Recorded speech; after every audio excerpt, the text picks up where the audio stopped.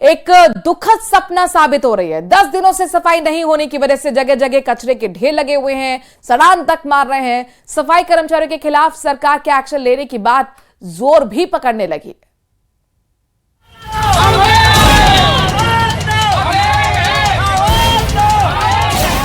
सफाई कर्मियों की हड़ताल, शहर शहर बेहाल, सड़ांध ने जीना किया दूभर,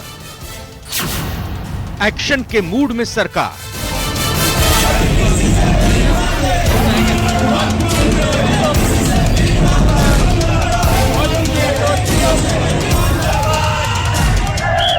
सफाई कर्मचारी नियुक्ति में वरीयता देने समेत कई मांगों को लेकर प्रदेश भर के सफाई कर्मी पिछले 10 दिनों से हड़ताल पर हैं। कचरे की सड़ान से लोग बेहाल हैं, लेकिन सफाई कर्मी अपनी मांग से टस से मस नहीं हो रहे। उनकी जुबान पर बस एक ही नारा है, हम हमारा हक मांगते, नहीं किसी से भीख मांगते।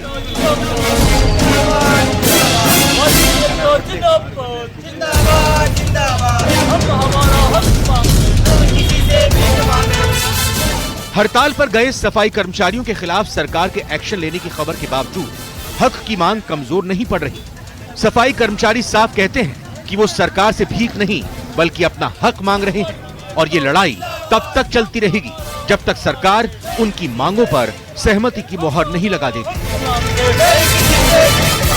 हमारी मांगे हैं राजस्थान सरकार से कि कोरोना काल जैसी महामारी में वाल्मीकि समाज अपनी जान और जोखिम में डालकर हम काम करे हैं। तो मेरी सरकार से अनुरोध है कि वाल्मीकि समाज को एक तो 2024 में जो भर्ती है उसमें 100% वाल्मीकि समाज को प्राथमिकता मिले। RLSDC बोर्ड का नोटिफिकेशन जारी कर ठेका प्रथा को खत्म करने की मांग को लेकर झुंझुनू के BD के अस्पताल में कार्यरत संविदा ठेका कर्मचारी हड़ताल पर रहे। कर्मचारी पूर्ण रूप से कार्य बहिष्कार कर अस्पताल परिसर में प्रदर्शन करते हुए नजर आए, जिससे मरीजों को मुश्किलों का सामना करना पड़ा। हम RLSDC है उसको 10 फरवरी 2023 के अंदर लागू कर दिया था। कैबिनेट मंत्रिमंडल से मंजूरी मिल चुकी है, बट यहाँ पे अभी तक लागू नहीं हुआ है। और ठेका प्रथा के अंदर हमारा शोषण कंटिन्यू किया जा रहा है। 6-7 महीने तक सैलरी नहीं दी जा रही है, EFSI वगैरह कुछ भी नहीं मिल रहा है हमें। और उसको बोलते तो बार बार में यह बोला जाता है कि हाँ मैं आपको नौकरी से निकाल दूंगा। जैसलमेर में अखिल भारतीय सफाई मजदूर कांग्रेस और हरिजन समाज सेवा और विकास संस्थान जैसलमेर के बैनर तले नगर परिषद के सफाई कर्मी हड़ताल पर चले गए। हमारे वाल्मीकि समाज का मुद्दा है जिसके अंदर हमारे को 100% आरक्षण वाली इसके उस सिलसिले में हम यहाँ पे धरना प्रदर्शन कर रहे हैं, जिसके अंदर अदर समाज के भी सफाई कर्मी यहाँ पे लगाए जाते हैं। वो कार्य करते नहीं करते हमारे वाल्मीकि समाज है। गौरतलब है कि प्रदेश संगठनों द्वारा राज्य व्यापी आंदोलन कर संपूर्ण राजस्थान में सफाई कार्य का बहिष्कार किया है। गुरुवार से जैसलमेर में भी हड़ताल का समर्थन कर धरना शुरू किया गया है। इसके साथ ही सभी वाल्मीकि समाज के लोग भी महिलाओं समेत धरने पर बैठ गए हैं। दरअसल राजस्थान में 24,000 से ज्यादा पदों पर सफाई कर्मचारियों की भर्ती में वाल्मीकि समाज को प्राथमिकता देने की मांग को लेकर सफाई कर्मचारियों ने 23 जुलाई को हड़ताल पर जाने का फैसला किया था। इसके बाद जयपुर समेत प्रदेश भर में वाल्मीकि समाज के सफाई कर्मचारियों ने कार्य बहिष्कार कर दिया है। Bureau report, news 18 Rajasthan.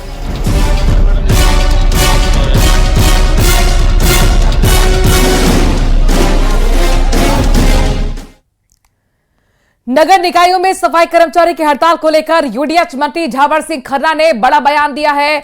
साफ तौर पर मंत्री का कहना है कि सफाई कर्मचारियों से कई दौर की बातचीत होने की उन्होंने ये बात बताई और कहा कि जब भी बातचीत होती है सफाई कर्मचारी नई मांग को लेकर आ जाते हैं। उन्होंने सफाई कर्मचारियों की हड़ताल के लिए उनके नेताओं को जिम्मेदार ठहराया है।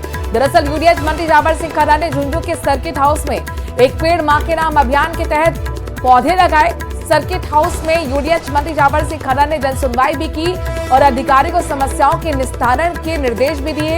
इस बीच उन्होंने मीडिया से बात करते हुए सफाई कर्मचारी की हड़ताल को लेकर भी बयान दिया।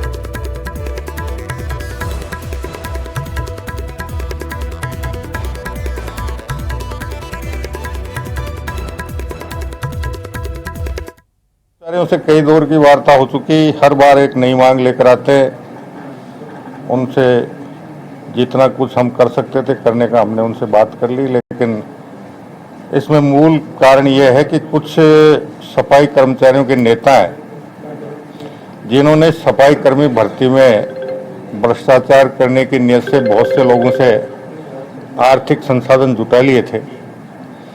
अब चूंकि नए सिरे से भर्ती होगी, उसके नियम कुछ सख्त हो गए, तो उनकी जो कुचेष्टा थी वो पूर्ण नहीं हो पा रही है, तो वो भड़काकर सफाई कर्मचारियों से हड़ताल करवा रहे हैं। बिल्कुल सही है, पूरे प्रदेश में ये प्रकरण आ रहे हैं और उसमें अभी विधानसभा सत्र के बाद एक अभियान चलाकर लगभग सभी जगह से जितनी शिकायतें आएंगी उनको लेकर उनका जांच करवाकर जो भी दोषी होगा उसके खिलाफ कार्रवाई होगी। सरकार गंभीरता से विचार करे, उसका हम शीघ्र ही समाधान करते हैं। और अब आपको ले चलते हैं बांसवाड़ा, जहां पर न्यूक्लियर पावर प्लांट के लिए जमीन खाली कराने गई प्रशासन की टीम पर ग्रामीणों ने हमला बोल दिया। ग्रामीणों ने पुलिस पर जमकर पथराव किया। हालात इतने बिगड़ गए कि ग्रामीणों को खदेड़ने के लिए पुलिस को आंसू गैस के गोले तक छोड़ने पड़े। ये रिपोर्ट देखिए।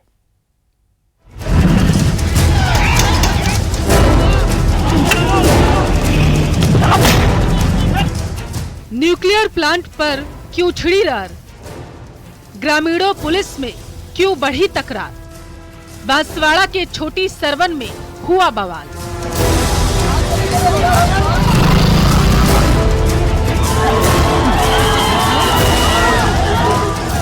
ये विरोध है न्यूक्लियर पावर प्लांट का, ये विरोध है खुद के विस्थापन की कार्रवाई का। इलाके में तनाव है, भारी पुलिस फोर्स तैनात है। ये विरोध और झड़प की तस्वीरें उस वक्त सामने आई जब मौके पर पुलिस का भारी जाब्ता पहुंचा और ग्रामीणों से इलाके को खाली करवाने के लिए कहता है।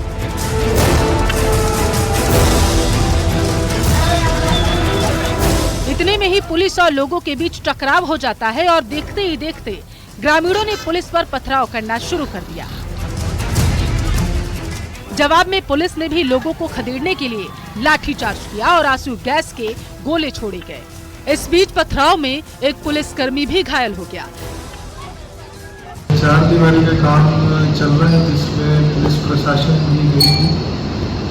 इसी में कुछ असामाजिक तत्व है जिनको प्रशासन की समझाइश के बाद भी नहीं है समझे, तो उनको पाबंदी की कार्रवाई की जाएगी। दरअसल बांसवाड़ा के छोटी सरवन में 2800 मेगावाट का न्यूक्लियर पावर प्लांट लगना है। यहां से लोगों को दूसरी जगह शिफ्ट किया जा रहा था। जानकारी है कि मुआवजा देने के बाद भी जमीन खाली नहीं की जा रही थी। इसी मामले को लेकर 3 जिलों की पुलिस को मौके पर तैनात किया गया। प्रशासन का कहना है कि पहले ही प्रभावितों को नोटिस देकर हटाने की अपील की गई थी, लेकिन इसके बावजूद भी लोग हटने को तैयार नहीं हुए।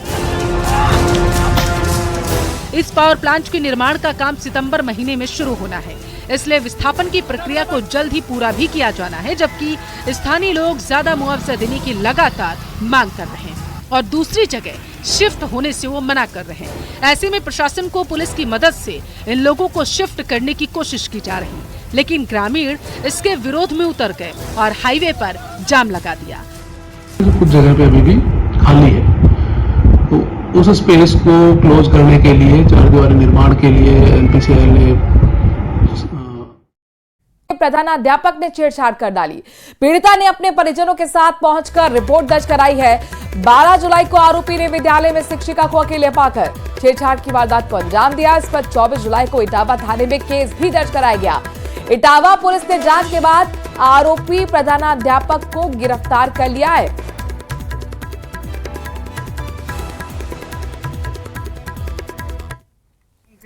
चौबीस 7/2024 को एक शिक्षिका ने रिपोर्ट कराई थी कि मैं जिस स्कूल में पढ़ाती हूँ उस स्कूल के प्रधानाध्यापक ने मेरे साथ छेड़छाड़ की थी, जिसका मुकदमा दर्ज कर जांच की जा रही थी।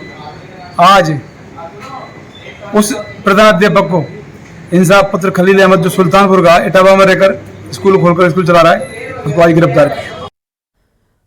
सरकारी शिक्षण संस्थानों की स्थिति सिरोही जिले में बदतर हो गई है। बात तो निजी स्कूलों से मुकाबले को लेकर की जाती है, लेकिन सरकारी स्कूल गांव में ऐसे हैं जिनमें बच्चों के बैठने के लिए तक पर्याप्त जगह नहीं है। बारिश होने पर छुट्टी करनी पड़ती है। विद्यालय में बारिश के मौसम में छत से पानी टपकता है, दीवारों पर प्लास्टर नहीं हो रहे हैं और छत में दरार आने से बारिश में खतरा भी बना रहता है। ऐसे एक स्कूल सिरोही जिले के ग्राम पंचायत तेलपुर के आदिवासी गांव घाटी फली में स्थित राजकीय प्राथमिक विद्यालय है, जो क्षतिग्रस्त कमरों में संचालित हो रहा है।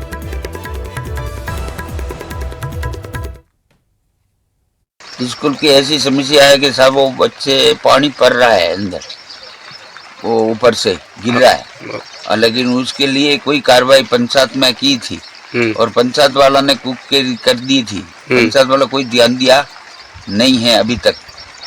और वहाँ से लगाकर हमारे ये पाइप डाला था, टंकी बनी थी पानी के लिए, लेकिन गांव में टंकी बनी, हमारे घाटी फली में बिल्कुल पानी पास नहीं हुआ है।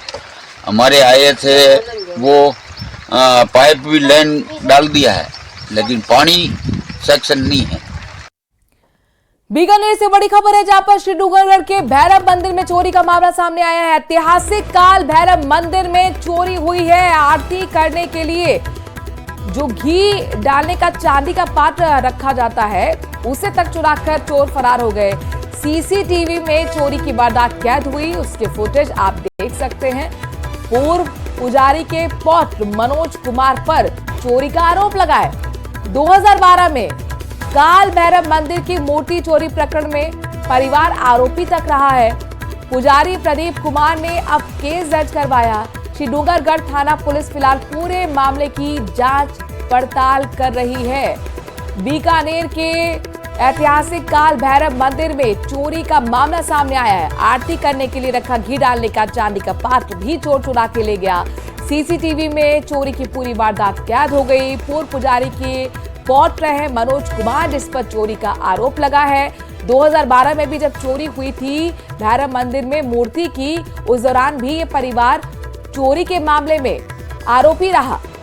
हालांकि मौजूदा पुजारी प्रदीप कुमार ने अब केस दर्ज कराया है। फिलहाल पुलिस इस पूरे मामले की जांच पड़ताल कर रही है। तस्वीर आपके सामने है, जहां पर देख सकते हैं किस तरीके से चोर जो है वो चोरी करता हुआ नजर आ रहा है।